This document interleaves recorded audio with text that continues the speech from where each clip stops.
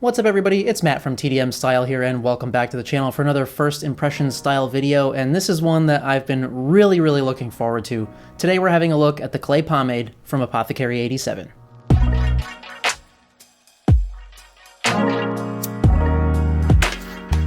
Now, Apothecary 87 has a pretty big range of grooming products, so they've got a number of pomades, they got a matte paste, obviously the clay pomade, and then they have a bunch of other stuff like beard oils, beard balms, shaving stuff, and I have like the whole range. So huge shout out to Apothecary 87 for sending me all their stuff. This is not a sponsored video, but they did send me their range, and I am super excited to get into these. Now, the clay pomade was one that I've been really looking forward to ever since I saw Robin talk about it on his channel, and when I got the range, I couldn't wait and I cracked into the matte paste just to try that one out, because this appears to be like the year of the matte pastes. Everybody's coming out with a matte paste now. And I wish I had recorded my reaction to that, because it honestly, like, I was blown away. Like, I put the first scoop and I'm just alone in my bathroom just styling my hair, and I literally had like a Jeffree Star reaction. I'm just sitting there like, bitch, and it was amazing. So I wanted to save that for this because I'm sure the clay is just going to be just as good, if not better. So here we go, let's get into it. So taking a look at the packaging, it comes inside this nice little box. It has a very kind of vintage look to it with the branding and the colors, and just, I really like it. I think it's cool looking. We've got a couple of handsome gentlemen on the sides, and this one here, this is the clay pomade in the vanilla and mango scent. Now they do also have another scent on this called Lock, Stock, and Barrel, which I believe is supposed to be like a gunpowder scent. I don't have that one. I will admit, I did open this just to smell it. I haven't used it at all yet, but I did check out the scent just because all their scents just sounded amazing. But yeah, so then around the other side here, we've got clay-based pomade, matte finish, holds 60 proof. So I like that. I'm guessing, so if we're judging by alcohol proof, that's like probably gonna be like a medium to medium firm hold. Getting inside the box, we've got this little card here, which I think is just a really cool, really neat touch. And then of course we have the jar of the pomade itself. So this is a 3.38 fluid ounce or 100 ml jar. We've got the amber plastic with the aluminum lid and the stick-on labeling around the side that's the same as the box. So as I mentioned, I really like the packaging. I think it's just very vintage and very just like homebrew pomade looking, so I like it. Getting inside to the scent now, I did mention I cheated a little bit and I opened this to smell it, and it smells fucking delicious. Yeah, vanilla and mango, like it smells amazing. And it's not too strong, so I don't think that this would be, you know, clashy or overpowering if you like to wear a cologne or other fragrance. But it's just really nice. It's light, but it's got that sweetness and that little bit of fruitiness in there. I just think it smells great. Now, as far as price, they actually sell this right through Amazon. They don't actually sell it on their website, and this comes in at between $16 and $18, depending on the scent and things, and that's with free shipping though. So you're looking at, on average, we'll say 17 bucks for 3.38 ounces and free shipping, which is fucking awesome. Anytime you can get free shipping, like, yes, please. Now, as for the ingredients, they are printed on the outside of the box, and it is a short list, so we can take a quick run through it. So the first ingredient is petrolatum. So obviously, this is an oil-based clay. Then we've got kaolin clay, Serra alba, which is your beeswax, parfum, benzyl salicylate, linalool, coumarin, citronellol, and geraniol, whatever that is. But yeah, so short, sweet ingredients list, no parabens or anything like that, if that's something that you're concerned about. All right, so as you can see, I've got freshly washed, clean, dry hair here, so I am ready to get into this stuff and try it out. So let's open the jar, take a look, see how it scoops and breaks down, and then we'll put it in my hair and style it up.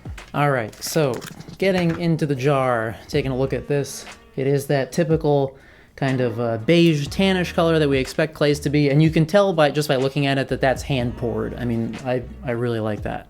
So let's get right into here and see how it works. Now, it does say in the directions to just use like a finger-sized scoop, so we're gonna start small because, you know, typically with oil-based clays, you don't want to go too heavy-handed. You rather want to layer it in. All right, so it does feel like the top layer has some firmness to it. It does feel quite thick, pretty firm. It kind of reminds me of the feel of like Lockhart's matte clay a little bit. All right, let's see. But it breaks down nice. It's kind of like a waxier feel in the hands. And now it's feeling like really creamy.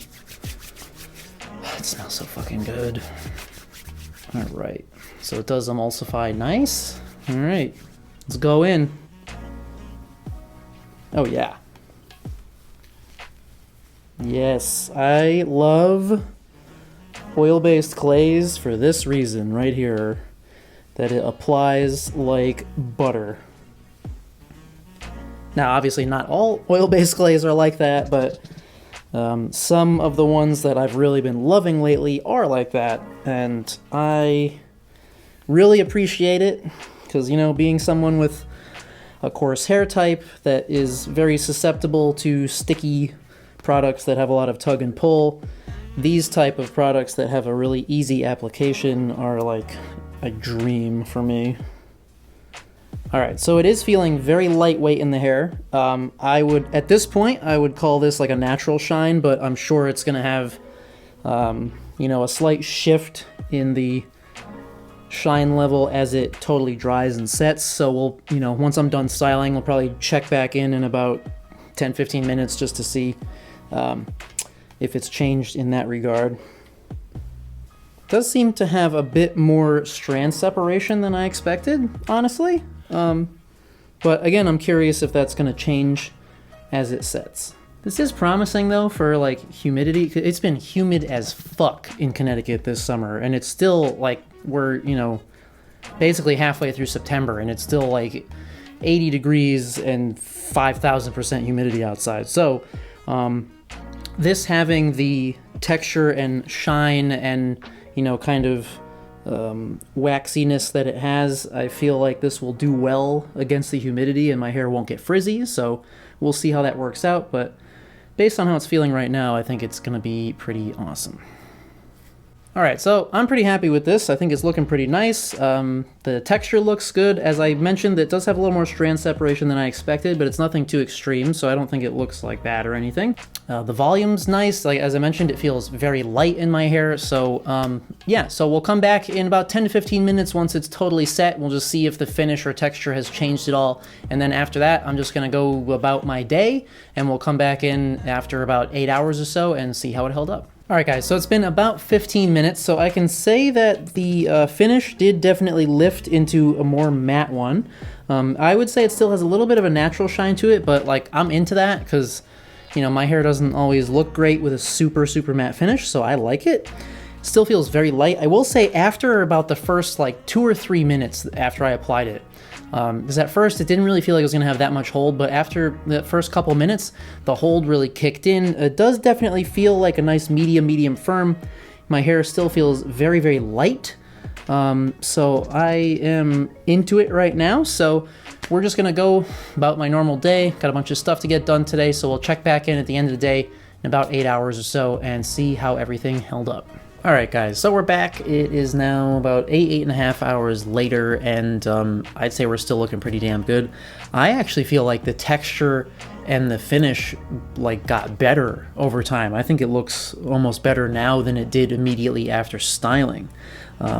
I would certainly call it a medium hold, and I think it lends itself well to this kind of messy, wavier look, just because it's very light, it's very flowy, and it just, you know, I think it looks good rather than being like a more clean cut, like really straightened with the blow dryer type of look.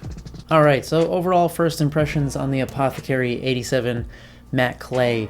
I'm into it, man. It has a similar effect for me to like the Fuertes clay, in that it makes my hair feel very soft and moisturized and nice. It's flowy, it's a nice solid medium hold.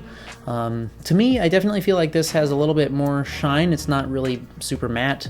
I would definitely call it a natural shine product, which I'm fine with. As I mentioned, I'm not a super fan of like the really, really matte ones anyway. But as I mentioned, I really feel like the texture and finish of this one just got better as the day went on. So I'm interested to see what it'll look like on day 2, and I'm definitely going to continue testing it, and I'll do a full like proper review a little down the road. All right, so that about wraps things up for this first impressions review of the Apothecary 87 Clay Pomade. I've got lots more stuff coming down the pipe as usual, including their matte paste, which I'm really, really loving, and to be honest, I'm liking it a little bit more than the clay as of right now. So we'll see how that changes over time. Definitely more on that soon. So if you haven't already, please do hit that subscribe button down below to keep up to date with all that upcoming stuff. And as always, thank you guys so much for coming by and watching, and we'll see you at the next one.